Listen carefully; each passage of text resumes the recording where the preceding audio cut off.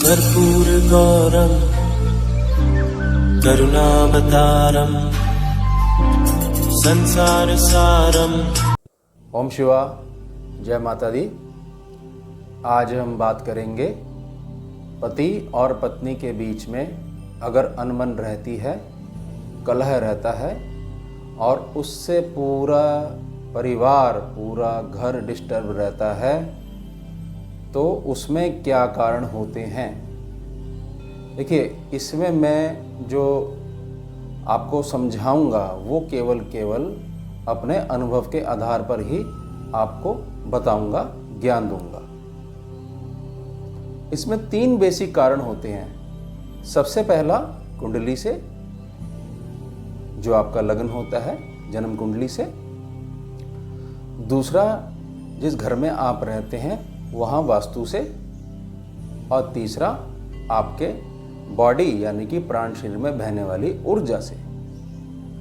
ये 3 कारणों पे चर्चा करनी इसलिए ज़रूरी है कि आपको, अगर आपके यहाँ किसी का विवाह नहीं हुआ है, बच्चे की, लड़के की या लड़की की शादी होने वाली है, तो आपको ये तीनों बातें ही पता होनी चाहिए। सबसे पहले बात कर लेते हैं कुंडली के ऊपर। देखिए, कुंडली एक विज्ञान है। कुंडली कोई ऐसा विषय नहीं है कि हम भगवान में मानते हैं या नहीं मानते हैं। एक ग्रह जो संकेत करता है, कुंडली में कुछ संदेश देना चाहता है, वो आपका जो पृथ्वी ग्रह है उससे भी कई गुना बड़ा है। उसका आप पे प्रभाव नहीं पड़ेगा, ऐसा होना थोड़ा सा मुश्किल है। इसलिए इसका भी अध्ययन करना बहुत ज़्यादा ज़रूरी हो जाता है। प्रायः क्या करा जाता है कि कुंडली में गुण मिला लिए, 18 मिल गए, ओके, ग्रीन सिग्नल हो गया, शादी कर दो। उसके बाद कोई परेशानी आ गई, फिर कुंडली दिखाओ। ये तो कोई ठीक बात नहीं हुई। मैं आपको समझाता हूं तरीके, जो तीनों तरीकों पे मैं आज बात करूंगा, ये आप नोट कर लीजिए। और संभवतः ये वीडियो थोड़ी सी लंबी होगी क्योंकि आपको पूरा ज्ञान देना जरूरी है, जो कि मैं अपनी जिम्मेदारी समझता हूं। ठीक है जी, गुण मिला लिया आपने। गुण मिलाने के आधार पे कभी भी विवाह नहीं होता है। पता नहीं कौन सी परंपरा चल गई है। जब भी वर और वधू की कुंडली मिलाई जाती है, 2 जनों की कुंडली मिलाई जाती है, तो उसमें 2 भाग किए जाते हैं। पहला भाग किया जाता है गुण मिलान का। गुण मिलान में हम जो स्कैनिंग में जैसे करते हैं, तो उसमें हम 21 गुण अगर मिलते हैं, उसके बाद वो कुंडलियां एलिजिबल हो जाती हैं, पास हो जाती हैं कि अब इनके प्रत्येक सेक्शन के ग्रह मिलाए जाएंगे। 12 सेक्शन होते हैं कुंडली में, सर से लेकर पैर तक का पूरा लिखा हुआ होता है। उसके बाद उसको मिलाया जाता है और उसके बाद उसमें जो दोष निकल के आते हैं वो लिखे जाते हैं, और जो अच्छी बातें निकल के आती हैं वो लिखी जाती हैं। सारी चीज़ बतानी पड़ती है कि संतान उत्पत्ति का बल कैसा रहेगा, कैसी संतान पैदा होगी, क्योंकि नाड़ियों का अध्ययन करने के बाद ही ये बिल्कुल क्लियर तौर पे कहा जा सकता है कब बीमारी आएगी, कब मृत्यु आएगी। गुण मिलान से कैसे पता लग जाएगा ये सब सारी चीज़ें?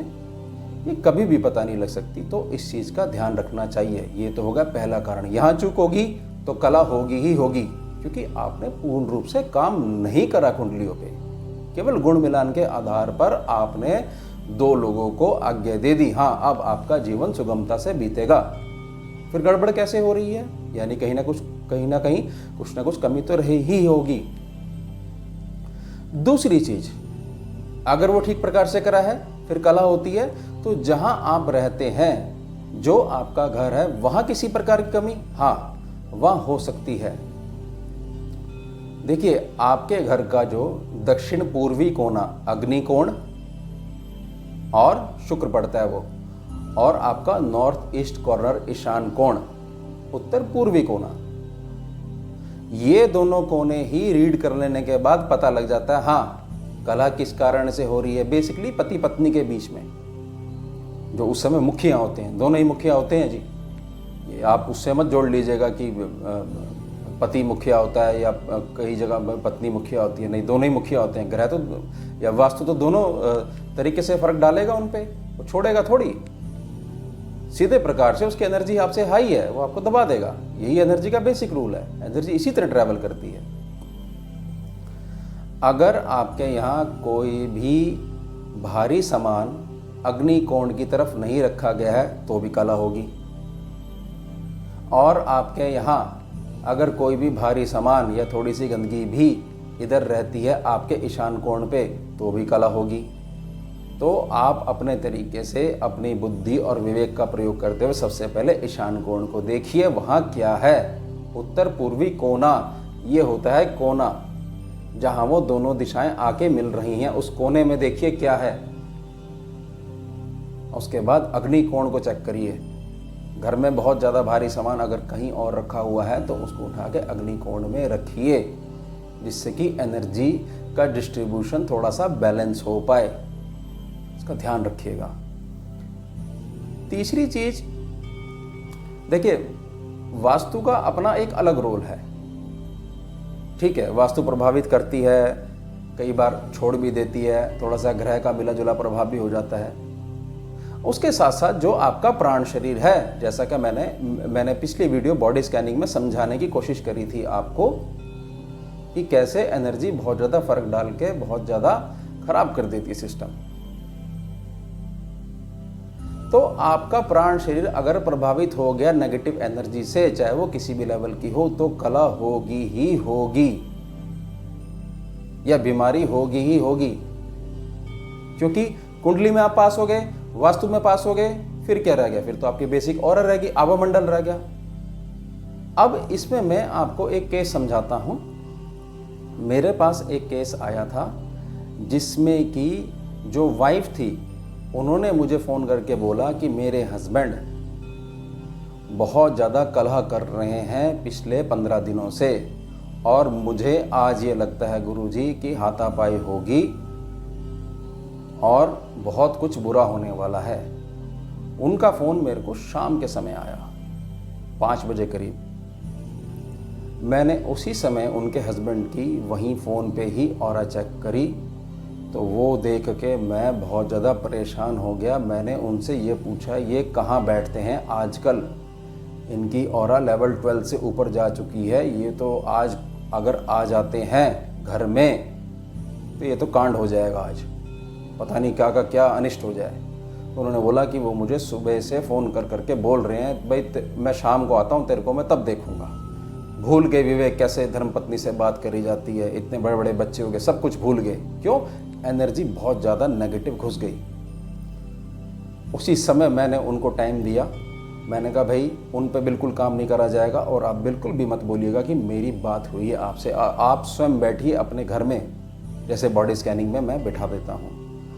तो मैंने, क्योंकि अर्धांगिनी है, उनके पास उनका आधा हिस्सा है, और वहीं से उनके शरीर में बिठाया मैंने उनकी मिसिस को, और वहाँ से उनकी 12 या 13 मिनट पूरा लगा के उनकी जो ऑरा थी वो काट दी उठाकर। जो नेगेटिविटी थी वो काट दी, क्योंकि वो बिल्कुल एक्स्ट्रा थी और बहुत भयानक थी। बहुत मुझे दुख हुआ देख के कि भाई ये क्या हो गया इनके साथ, क्योंकि परिचित थे।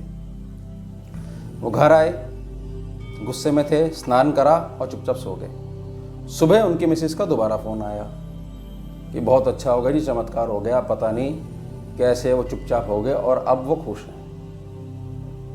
देखिए इसका मैं कारण, देखिए मैंने उनको तो नहीं बताया। क्यों? किसी को मर्ज कट जाए वो ठीक है, मर्ज के बारे में क्या समझाना। उनके परिवार में जो उनकी भाभियां हैं, जैसे मैंने रीड करा, ज़बरदस्ती अपनी दिमागी कैलकुलेशन चला कर कि ऐसे ऐसे प्रॉपर्टी का ये ना हो जाए, वो ना हो जाए, कैसे न कैसे देवर जी को अपनी तरफ रख लो। और आजकल तो इतना बड़ा अच्छा समय चल रहा है कि सोशल मीडिया में बहुत सारे उपाय आपको फ़ोन पे मिल जाते हैं। कर लो एक्सपेरिमेंट जिस पे करना है, वशीकरण भी कर लो, काबू भी कर लो, इसको गुलाम बना लो, कहीं से कहीं बैठे कुछ भी कर लो। बहुत सुंदर काम हो रहा है आजकल। तो वो उनका अनुसरण करते रहे, और कुछ ना कुछ कभी पानी में मिला दिया, कभी मीठे में मिला दिया कि भाई कैसे न कैसे ये चीज़ हो जाए और ये मकान छोड़ के चले जाएं। ये उसका परिणाम था। जो 15 दिन से उनकी ऑरा इतनी ज़्यादा बढ़ गई और इतनी भयानक हो गई, ये भूल गए कि भैया ये हमारी धर्म पत्नी है, बच्चे हैं, मैं स्वयं क्या हूँ, ये कौन है, हमारा रिश्ता क्या है, सब भूल गए। इतना कंट्रोल हो गया तो वो काटी गई और उनकी जो ये दोबारा ना हो वो ब्लॉक कर दी मैंने उनकी ऑरा। अब वो जो मर्जी करना, अपनी कलाकारी दिखाते रहो, ब्लॉक कर दिया मैंने उठाकर आपको, करते रहो, कुछ फ़ायदा नहीं होगा और उल्टा ना होने लग जाए आपके साथ। ये भगवान तो सब देखते हैं। तो ये 3 प्रमुख कारण हैं। अब देखिए कुछ उपाय, हाँ उपाय हैं। सबसे पहले जो आपका शयन करने का स्थान है, जिसको आप लोग बेडरूम बोल देते हो, शयन करने का स्थान पति पत्नी का, वहां पर उस कमरे में जो ईशान कोण बनता है, वहां का उत्तर पूर्वी कोना जो बनता है, वहां पर आपका क्या है क्या नहीं है इसको जांचिए। बहुत भारी सामान है उसको हटाइए, थोड़ा सा दूर करिए उसको, और छोटी सी तांबे की लुटिया लीजिए और उसमें शहद भरिए पूरा ऊपर तक, और तांबे का ही ढक्कन लगा के उसको रखिए वहां पर। सबसे पहला काम। दूसरा काम आपने क्या करना है कि जिसको जिससे दिक्कत है, मान लीजिए हस्बैंड ऐसा कहते हैं कि मेरी पत्नी कलह करती हैं, तो वो स्वयं, जिनको कंप्लेंट है दूसरे के बारे में, तो वो स्वयं थोड़ी सी मुलेठी चबाया करें। रोज इतना सा टुकड़ा ले लीजिए मुलेठी का, वो चबाया करिए, जिससे कि आपकी कुंडली का दूसरा जो घर है वो थोड़ा सा पॉजिटिवली वर्क कर पाए, सीधा असर करता है। उसके बाद सिर्फ और सिर्फ हनुमान जी का उपाय ही दोनों को मिलाएगा।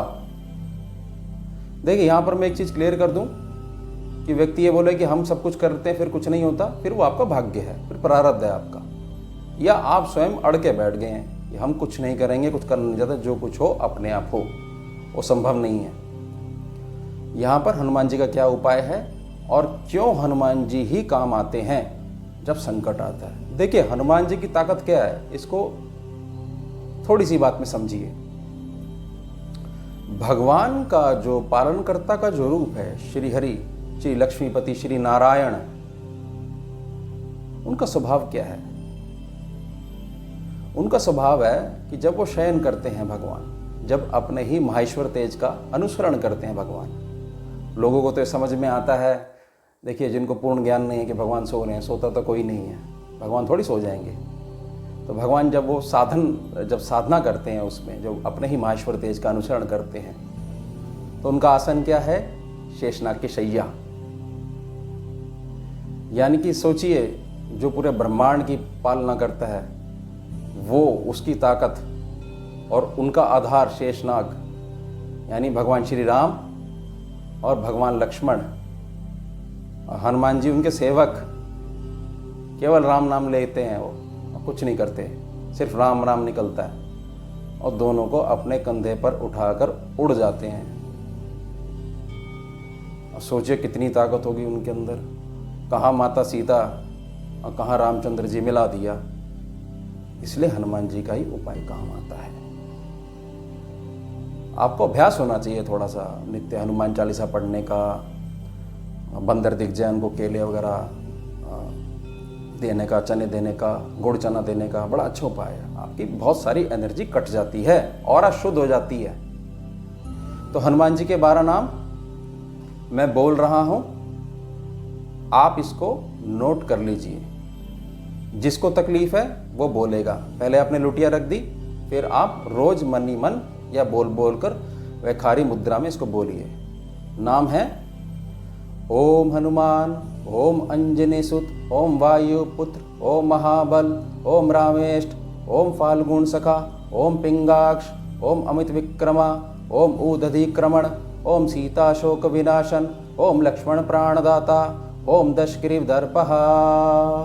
जय श्री राम। ये जो नाम है आपने 11 बार लेने हैं, 12 नाम। और कब तक लेने हैं? कम से कम 6 महीने तो करिए उसको, जिससे कि कोई भी कसर जो है वो रहे ना। हनुमान जी सब बहुत अच्छे से आप पे कृपा कर दें। एक साधन है आपके पास। उसके बाद कुंडली में जब भी आप कुंडली मिलवाते हैं तो ग्रह मिलाने के साथ साथ आप जो कुंडली का जो दूसरा घर है उस पर ध्यान कीजिए। देखिए, विवाह तो आपने कर दिया, विवाह करने वाला ग्रह अलग हो गया, उसके बाद शादी कैसी चलेगी, गृह सुख कैसा रहेगा नहीं रहेगा, वो तो दूसरे घर से ही पता लगेगा। और उसके साथ साथ D9 चार्ट यानी कि नवमांश, जो कि पूर्ण रूप से आपके जीवन साथी के बारे में बताता है, अपने नवमांश को रीड करवाइए, अच्छे ढंग से समझ में आ जाएगा और उससे पूर्व ही उपाय करिए। ये तो व्यर्थ में परेशानी उठानी पड़ेगी। देखिए, कला हो घर में तो जीवन कैसे अच्छा रहेगा, कैसे गृहस्थी अच्छी चलेगी। और गृहस्थी अच्छी नहीं चलेगी, व्यक्ति सारे दिन तो डिस्टर्ब रहेगा, तो क्या काम कर पाएगा, कुछ नया तो कुछ पैदा कर ही नहीं सकता, बस चलता रहेगा कि सुबह उठे, काम करा, घर आए, कला हुई, अपना सो गए। ये कुछ जीवन थोड़ी हुआ। अब ये सब तो आपने कर लिया, ये उपाय आपने नोट कर लिए। अब इसमें समझिए, मैं एक संदेश देना चाहता हूं, और मेरा संदेश क्या है, दोनों के लिए, स्त्री के लिए भी दूंगा और पुरुष के लिए भी दूंगा। पहले बात करूंगा पुरुष के ऊपर। जो हस्बैंड ये सोचते हैं जानबूझकर कि मैं बाहर का गुस्सा आकर अब घर में उतारूंगा, और उतारने में एक ही है हमारी धर्मपत्नी, उसका क्या है, वो अब कहाँ जाएगी, कुछ भी बोल दो उसको, तो बहुत गलत बात है। ये आपके विचार ठीक नहीं है, बहुत गलत संगत और बहुत गलत संस्कार हो गए हैं इस समय आपके। जो आप अपनी धर्मपत्नी, जो आपका कुल चलाने के लिए आई है अपना घर छोड़कर, उसके बारे में आपके ये विचार हैं। आपके घर में लक्ष्मी साक्षात विराजमान है, आपकी पुत्री और आपकी धर्मपत्नी। बाहर लक्ष्मी खोजते हो, गुरुजी लक्ष्मी नहीं आ रही, देखिए क्या है, और पर नज़र डालता हूँ, ग्रहों पर नज़र डालता हूँ, स्कैनिंग करता हूँ, क्या आप समझाऊँ आपको, समझने की प्रयत्न नहीं करना चाहते आप। छोटी सी बात कह देते हैं, किसी को कुछ भी आया, कुछ भी बोल दिया, और 1 मिनट में नॉर्मल हो जाते हैं। ये कोई जीवन थोड़ी हुआ। उदाहरण समझिए, आप नर्सरी गए, आपको एक पौधा पसंद आया, पौधे की आपने कीमत दी, लेके आए, खुद लेके आए, पौधा चल के नहीं आया आपके पास। वहाँ उसको जितनी धूप मिलती थी, जितना प्रेम मिलता था, जितनी खाद मिलती थी, जितना पानी मिलता था और जैसा माहौल मिलता था, आपके यहाँ वो नहीं मिलेगा तो पौधा कैसे जिएगा। आपको तो सब कुछ ज़्यादा ही ज़्यादा देना है, ज़्यादा धूप देनी है, ज़्यादा प्रेम देना है, ज़्यादा खाद देनी है, ज़्यादा पानी देना है, तभी तो पौधा बढ़ेगा। और सबसे मुख्य तो बात प्रेम देना है, सबको प्रेम चाहिए। तो इस चीज़ का ध्यान रखिए। ये कोई व्यवहार नहीं हुआ आपका, ये उत्तम व्यवहार नहीं है, और उत्तम व्यवहार नहीं है, बहुत दिक्कतें उठानी पड़ेंगी आपको। अब बात स्त्रियों के ऊपर। देखिए, मेरी गुरु माँ ने मुझे ऐसे संस्कार नहीं दिए, ना ही ऐसी मेरी शिक्षा है कि मैं स्त्रियों पे बहुत अधिक बोलूं। फिर भी मेरी जिम्मेदारी है मैं कुछ शब्दों में अपनी बात पूरी करूं। स्त्री क्या है, शक्ति क्या है, इसको शिव शक्ति से समझिए। ईश्वर का जो अर्धनारेश्वर रूप है, वो ना तो स्त्री है ना पुरुष है, दोनों एक हैं। दोनों को अलग थोड़ी किया जा सकता है। शिव शरीर है, शक्ति उसमें बसती है। ठीक है, मैं बिल्कुल सहमत हूं स्त्रियों से, शक्ति से, उनमें है वो अंश, मैं बिल्कुल मानता हूं, मैं डिनाई नहीं कर रहा हूं इससे। शक्ति के बगैर शिव एक बेजान शरीर है, मुर्दा है। वो जी पाएगा? बिल्कुल नहीं जी पाएगा। आप जी पाओगे शिव से अलग होके? बिल्कुल। लेकिन आपका जीना क्या होगा? जैसे ही शक्ति शिव से अलग होगी, टक्कर मार मार के स्वयं ही अपना खात्मा कर लेगी। आप तो पूरा कुल चलाने आई हैं। आप देखिए, अगर आप ऐसा स्वभाव बना के रखती हैं कि मुझे ये भी करना है, वो भी करना है, बहुत दिक्कतें हो जाएंगी। ये तो समझिएगा थोड़ा सा, मैं इससे अधिक नहीं बोल पाऊंगा। आपको भी अपनी जिम्मेदारी समझनी पड़ेगी। और स्त्रियां जो बहुत ज़्यादा, मैं देखता हूँ बहुत ज़्यादा, कभी भी माता रानी का जिक्र होता है, जगदम्बा का जिक्र होता है, एकदम बता देती हैं वो तो हम ही हैं। ऐसा नहीं है। मतलब जगदम्बा को, माता रानी को तो मतलब पुरुषों से नफरत हो गई और स्त्रियों से बहुत प्रेम हो गया। ये क्या आपकी कैलकुलेशन हुई जी? ये कोई कैलकुलेशन थोड़ी हुई है आपकी। ये कोई बात थोड़ी हुई कि भाई हम तो उनसे जुड़ी हुई हैं। आप में अगर फीमेल एनर्जी है तो मेल एनर्जी भी तो है आपके शरीर में। और क्या जो पुरुष हैं उनके शरीर में क्या फीमेल एनर्जी नहीं है? ये कौन सा विज्ञान आप लेके चल रही हैं? तो इन चीज़ों का ध्यान रखिएगा। आपके पर तो बहुत बड़ी जिम्मेदारी है। इसी थोड़ी आपको महान, स्त्री क्यों महान होती है? पुरुष कहीं आपने सुना है महान है पुरुष, महान है पुरुष? कहीं सुना है? स्त्री क्यों महान होती है? गुणों के कारण होती है। तो इन चीज़ों का आप ध्यान रखिएगा, मेरी बड़ी प्रार्थना रहेगी। फिर वही वाला चीज़ हो जाएगी जैसे जब मैंने पितृपक्ष में वीडियो बनाई थी कि गृहस्थी नहीं चलेगी तो कौन से पितर आप तारोगे, कौन से पूर्वजों का आशीर्वाद ग्रहण करोगे? सब कुछ बेड़ा गर्क ही हो जाएगा। तो इन चीज़ों का ध्यान रखना चाहिए आपको। देखिए, इसमें एक बात समझिए कि जो व्यक्ति सुधरना चाहता है उसके लिए तो मदद आती है। जो केवल उपाय सुनकर, बात सुनकर रख लेता है अपनी जेब में, कितनी बार उसके लिए मदद आएगी? मदद तो उसके लिए जाएगी ना जो उसको पुकारेगा। तो इन बातों का ध्यान रखिएगा। अब कुंडली का क्या करना है? हाँ, कुंडली आप चेक करवा सकते हैं मुझसे। मैं कुल मिला के जो सेकंड हाउस है और नवमांश है उसकी गणना करके आपको बता दूंगा। घर का वास्तु आप स्वयं चेक करिए, जैसा मैंने आपको समझाया है उस पर भी आप डिस्कस कर सकते हैं कि मेरे यहाँ पर इस पॉइंट पे, अग्निकोण पे, ईशान कोण पे ये चीज़ें रखी हुई हैं। कुछ चीज़ें ऐसे मान लो अलमारी बना दी आपने, तो उसका क्या इलाज है? तीसरी चीज़ जो ऑरा है उसके लिए भी सेम रूल है। जैसे मैंने बॉडी स्कैन के एपिसोड में बताया था कि मुझे व्हाट्सएप करिए अपनी बर्थ डिटेल्स और मैं व्हाट्सएप पे आपको समय दूंगा और बता दूंगा। जैसे ही पति और पत्नी के बीच में एक्स्ट्रा एनर्जी दिखेगी शरीरों में, मैं उठा के बाहर निकाल दूंगा उसको, अगर वो जा सकती होगी। क्योंकि अगर होनी है तो जी वो अटल है, और अनहोनी है तो उसको सद्बुद्धि से टाला जा सकता है, उसको उठा के बाहर कर दिया जाएगा।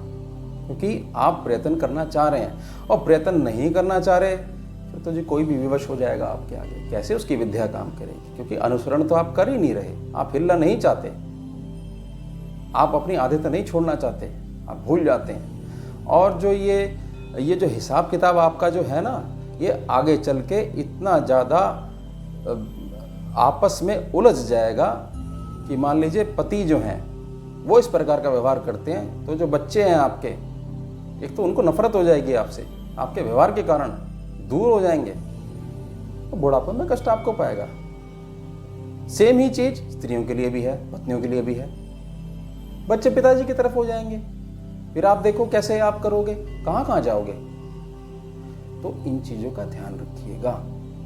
कुछ बातें हैं जब कुछ समझ में नहीं आता, जो कट सकती है वो मैं काट दूंगा, आपको ज्ञान दूंगा। लेकिन अगर आप अड़े रहोगे तो फिर कैसे मैं आपकी मदद कर पाऊंगा, या कोई भी आपकी कैसे मदद कर पाएगा।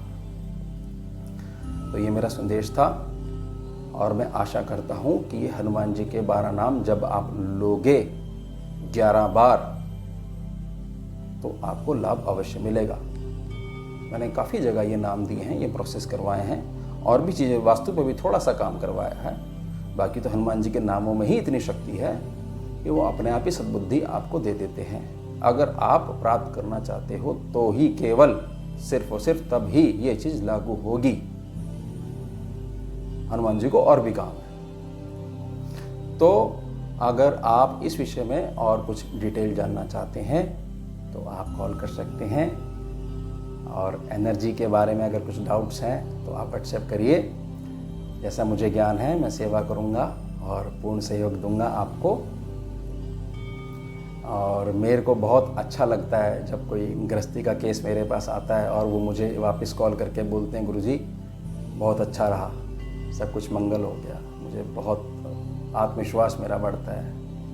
और उससे ज़्यादा प्राउड तो हमारे जो गुरु बाबा हैं, जो हमारे माँ बाबा हैं, उनको बड़ा प्राउड होता है कि देखिए जो हमने विद्या दी है उससे लोगों का कल्याण हो रहा है, खुशी उत्पन्न हो रही है, तो थोड़ा सा पुण्य मैं भी कमा लेता हूँ आपकी खुशी में। ओम शिवा, जय माता। सारम भुजगेन्द्रहारम कर्पूर गौरम करुणावतारम